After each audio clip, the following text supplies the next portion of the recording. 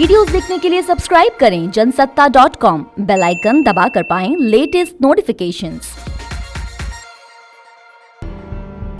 लद्दाख की गलवान घाटी में 15 जून की रात भारत और चीन के सैनिकों में हिंसक झड़प हुई। इसमें बिहार रेजिमेंट के कमांडिंग अफसर कर्नल संतोष बाबू समेत 20 जवान शहीद हो गए। जान गंवाने वाले अन्य जवान भी इसी रेजिमेंट के बताए जा रहे हैं। कर्नल संतोष 18 महीने से लद्दाख में भारतीय सीमा की सुरक्षा में तैनात थे। वहीं शहीद कुंदन ओझा 20 दिन पहले ही पिता बने थे, लेकिन अपनी बेटी का चेहरा तक नहीं देख पाए। सैन्य सूत्रों के मुताबिक लद्दाख में पेट्रोलिंग पॉइंट 14 पर कर्नल संतोष, शहीद कुंदन और हवलदार पलानी के साथ चीन के सैनिकों की झड़प हुई थी। शहीद संतोष बाबू तेलंगाना के सूर्यापेट के रहने वाले थे। उनकी मां बी मल्लिका ने कहा कि मुझे अपने बेटे पर गर्व है कि उसने देश के लिए बलिदान दिया, मगर एक मां के रूप में मैं तबाह हो गई।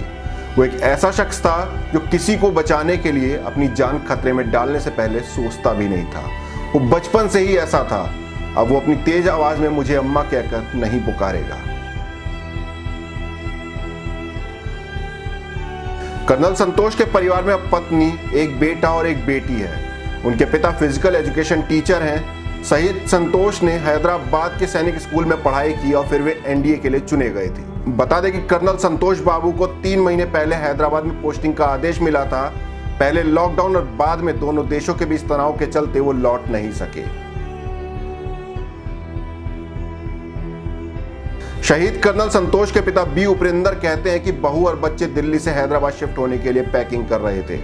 बच्चे भी बहुत ज्यादा उत्साहित थे क्योंकि उन्हें अपने पापा का इंतजार था। हमें सीमा पर तनाव के बारे में भी जानकारी थी, मगर कभी सोचा नहीं था कि ऐसा भी हो जाएगा।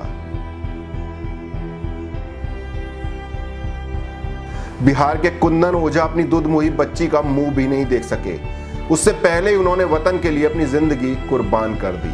कुंदन ओझा मूल रूप से भोजपुर जिले के बिहया थाना क्षेत्र के पहरपुर के रहने वाले थे। 28 साल के कुंदन किसान परिवार से थे। 2 साल पहले ही उनकी शादी हुई थी और 20 दिन पहले उन्हें बेटी पैदा हुई थी। घर में लक्ष्मी आने से खुशी का माहौल था, लेकिन उनकी मौत ने सब कुछ गमगीन कर दिया। उनका परिवार झारखंड के साहेबगंज में रहता है। कुंदन के शहीद होने की खबर सुनते ही आरा से लेकर साहेबगंज और दिल्ली तक कोहराम मच गया। उनके ससुर दिल्ली में रहते हैं। इस हादसे में सिपाही राजेश ओरांग भी शहीद हो गए। राजेश की इसी महीने शादी होने वाली थी, लेकिन उससे पहले उन्होंने देश के लिए अपने प्राणों की आहुति दे दी। राजेश पश्चिम बंगाल के बेलघोरिया के रहने वाले थे और 16वीं बिहार रेजिमेंट के जवान थे। तमिलनाडु के रहने वाले हवलदार के पलानी भी एलएसी पर शहीद हुए हैं। 3 जून को हवलदार पलानी का जन्मदिन था।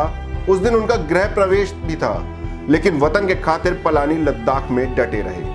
करीब 2 हफ्ते बाद अब उनका पार्थिव शरीर उस नए मकान में पहुंचेगा जिसे उन्होंने बड़े अरमान से बनाया था। 1 जून को पत्नी से फोन पर बात करते हुए पलानी ने कहा था कि अब वो लोग बॉर्डर की ओर बढ़ रहे हैं, घबराना मत। तमिलनाडु सरकार ने शहीद पलानी के परिवार को 20 लाख रुपए की आर्थिक मदद और सरकारी नौकरी देने का ऐलान किया है। इस रिपोर्ट में हमने आपको एलएसी पर शहीद हुए जवानों की जानकारी दी। हमने बताया कि कैसे उन्होंने अपने परिवार का मोह छोड़कर देश के लिए अपनी जान कुर्बान कर दी। आप कमेंट बॉक्स में उनकी शहादत को नमन कर सकते हैं। भारत चीन विवाद और एलएसी के पल पल के अपडेट्स जानने के लिए बने रहिए जनसत्ता के साथ।